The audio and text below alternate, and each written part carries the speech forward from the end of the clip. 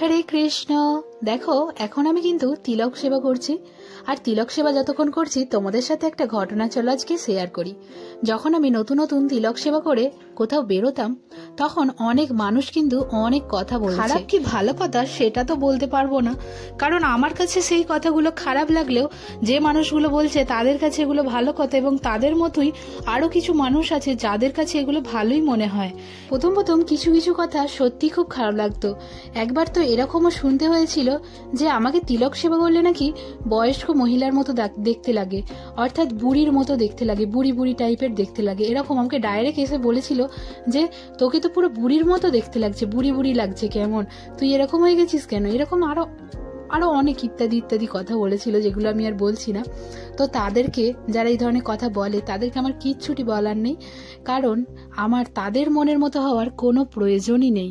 আমার একমাত্র আমার রাধা মাধবের মনের মতো হতে হবে। এই জগতের মানুষ শুধুমাত্র রূপটাই দেখে, এদের মনের মতো কোনোদিনই হতে পারবে না। অনেক ফর্সা হলেও দোষ, আবার অনেকটা কালো হলেও দোষ, আবার একটু ফর্সা হলেও দোষ, একটু কালো হলেও দোষ। মানে কোনো দিক থেকেই কোনো মানুষকে এরা পারফেক্ট বলবে না। একমাত্র স্বয়ং ভগবান, তিনি কিন্তু আমাদের রূপ, আমরা কালো ফর্সা, আমরা লম্বা বেঁটে, আমাদের কতটা ধন সম্পত্তি আছে, আমরা কোন জাতের, এসব কিছুই কিন্তু দেখে না।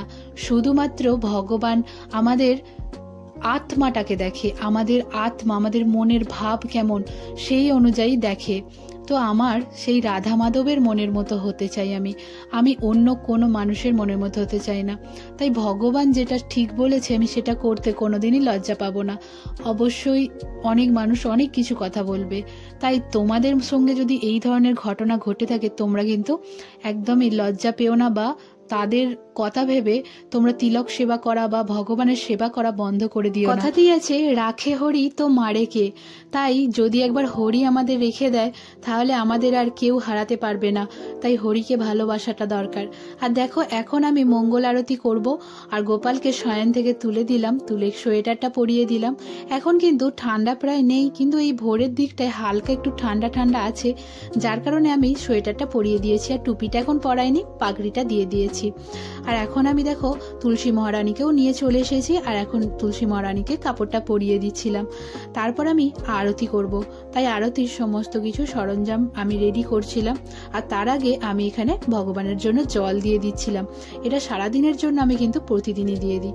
আজ তোমাদেরকে দেখাবো পুষ্প কিভাবে শুদ্ধিকরণ করা হয়। আর পুষ্প শুদ্ধিকরণ করার জন্য আমাদের আগে কিন্তু চন্দন বেটে নিতে হবে, কারণ অনেকেরই মতে হয় যে ফুল নাকি অশুদ্ধ হয়ে যায় আগের দিন থেকে তোলা থাকলে, আর ভোরবেলা তো ফুল গাছে হাত দিতে নেই, যার কারণে আগের দিন থেকে বেশিরভাগ দিন তুলে রেখে দিই। আর দেখো এই ফুলগুলোকে আমি শুদ্ধিকরণ করে নিচ্ছি। প্রথমে দিলাম চন্দন বেটে, আর তারপর দিয়ে দিচ্ছি অগুর, আর এরপর তোমরা এখানে গঙ্গা জল দিয়ে দেবে। আমি গঙ্গা জলও দিয়ে নিয়েছি। তারপর হাতটাকে ঠিক এইভাবে করবে আর পুষ্পর ওপর এইভাবে রেখে দেবে। তারপর পুষ্প শুদ্ধিকরণ মন্ত্রটা বলতে হবে। ওম পুষ্পে পুষ্পে মহাপুষ্পে সুপুষ্পে পুষ্প সম্ভবে পুষ্পচয়া বকীর্ণে চ হুম ফর। এইভাবে কিন্তু আমি প্রতিদিন পুষ্প শুদ্ধিকরণ করে নিই। দেখো এখন পুষ্প শুদ্ধিকরণ তো হয়ে গেছে, আর আমি এখন ভগবানকে সেই পুষ্প অর্পণ করে দিয়েছি। আর এখন চন্দন বেটে নিচ্ছি। চন্দন বেটে নিয়ে সেই চন্দনে তুলসীপত্র দিয়ে তারপর চন্দন লাগিয়ে সেগুলো ভগবানকে অর্পণ করে দিয়েছি। আর অগ্রুর দিলে ফুলগুলো থেকে এত সুন্দর একটা সুগন্ধি আসে, যে গন্ধটা এত ভালো লাগে সেটার বলার কথা না। আর দেখো আজ গোপালকে কিন্তু একটা আলাদা নতুন আসন দিয়েছি। এটা আমার এক বান্ধবীর বোন করে দিয়েছে গোপালের জন্য, বেশ ভালো লাগছিল। আর ভোগ নিবেদনের পর আমি কিন্তু ভিডিও করতে একদম ভুলে গেছি, তো আমি আজকে মুড়ি ভোগ লাগিয়েছিলাম সকালবেলা। আর দেখো আমাদের আম গাছের ডালগুলো সব কেটে দিয়েছে, কারণ এই যে আমাদের পাশের বাড়ির এই যে ছাদ দেখছো, এদের ছাদের মতো এরকম ধারায় টিন লাগানো হবে, মানে এগুলো টিন না কি বলে আমি ঠিক জানি না, তো এই টাইপেরই করবে আমাদের ছাদেও। কুয়াশা কিন্তু এখনো কাটেনি। তারপর কিছুটা বেলা হয়ে যাওয়ার পর এখন দেখো বেশ ভালোই কিন্তু রোদ বেরিয়ে গেছে। আর রোদ বেরিয়ে গেছে, এখন বাড়িতেই আছি যেহেতু, ভাবলাম এখানে যে গাঁদা ফুলগুলো গাছ আছে, কারণ এখন তো অনেকটাই গরম পড়ে গেছে, যার কারণে গাঁদা ফুলগুলো আর হচ্ছে না, মানে এই যে জ্বলে যাচ্ছে, দেখো কেমন ভাবে জ্বলে গেছে, একটা দুটো করে ফুটছে, তাও গাছগুলো কেমন হয়ে গেছে। ভাবলাম এই গাছগুলোকে এখন এবার উবড়ে দিই, আর এগুলোকে উবড়ে দিয়ে নতুন অন্য গাছ আর কি লাগিয়ে দেব, নয়নতারার গাছ বা অন্য কিছু ফুল গাছ লাগিয়ে দেব। আর এই গাছগুলোর মধ্যে যে ভালো ভালো ফুলগুলো আছে সেগুলোকে আমরা তুলে নেব, আর যেগুলো শুকিয়ে গেছে সেগুলোও তুলে নেব, কারণ পরের বছর সেগুলো থেকে আরও কিন্তু অনেক চারা গাছ আমরা পেয়ে যাব, যার কারণে সেইভাবেই আমি তুলে নেব। আর দেখো এখন আমি গাছটা কিন্তু উবড়ে ফেলেছি, আর গাছগুলোর সাইজ কিন্তু সত্যি কথা বলতে অনেকটাই বড় হয়েছিল। এতদিন কিন্তু অনেক ফুল দিয়েছে গাছগুলো, আর এখন আর ফুল দিচ্ছে না, তো এগুলোকে এবার উবড়ে দিয়ে এই মাটিটাকে খুঁড়ে দেব। আর এই সামনে যে গোলাপ গাছগুলো আছে সেগুলোকেও ভালো করে গোড়াগুলো আর কি খুঁড়ে খুঁড়ে একটু সার দিয়ে দেব ভাবলাম। তো এই যে দেখো গোলাপ গাছের গোড়াটা আমি এখানে কোদাল দিয়ে ভালো করে খুঁড়ে দিচ্ছিলাম, আর এখানে এখন গোবর সার দিয়ে দেবো। আমার বোনও কিন্তু কাজে লেগে গেছে, ওই যে আমার ওই যে ওখানে বসে আছে দূরে, ও কিন্তু ওই যে চাঁচুনি নিয়ে বেশ ভালোই কাজ করছে। আর এই যে একটা কি ছিঁড়তে গিয়ে ধস করে পড়ে গেছে, আবার হাসছে, মানে ওর খুব মজা লাগছে এই জিনিসগুলো করতে। আর তাড়াতাড়ি করে ফুল গাছগুলোর গোড়াগুলো ভালো করে খুঁড়ে দিয়েছি। খুঁড়ে দেওয়ার পরে যে আমার বোন এখানে ফুলের সাজি নিয়ে চলে এসেছে, আর এই ফুলের সাজিগুলোতে এখন ফুলের সাজিটাতে এখন এই ফুলগুলো তুলে নেবে, এই যেগুলো ভালো ভালো ফুল আছে।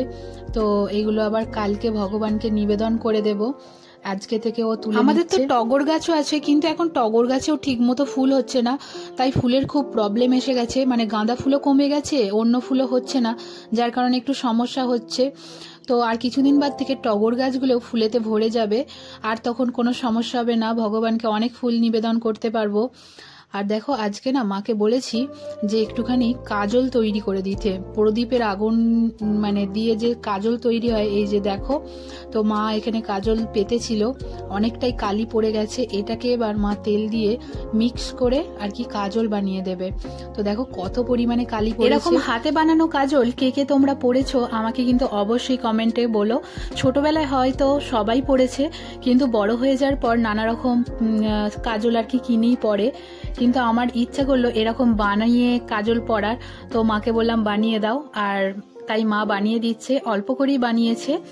আর দেখো কাজল বানানো প্রায় শেষ হয়ে গেছে। পরের ভিডিও কিন্তু আমি তোমাদেরকে পরে দেখাবো যে কাজলটা কতক্ষণ স্ট্রে করে। আজ ভিডিওটা এখানেই শেষ করলাম, পরের ভিডিওতে তোমাদের সাথে আবারও দেখা হবে। হরে কৃষ্ণ, হরি বল।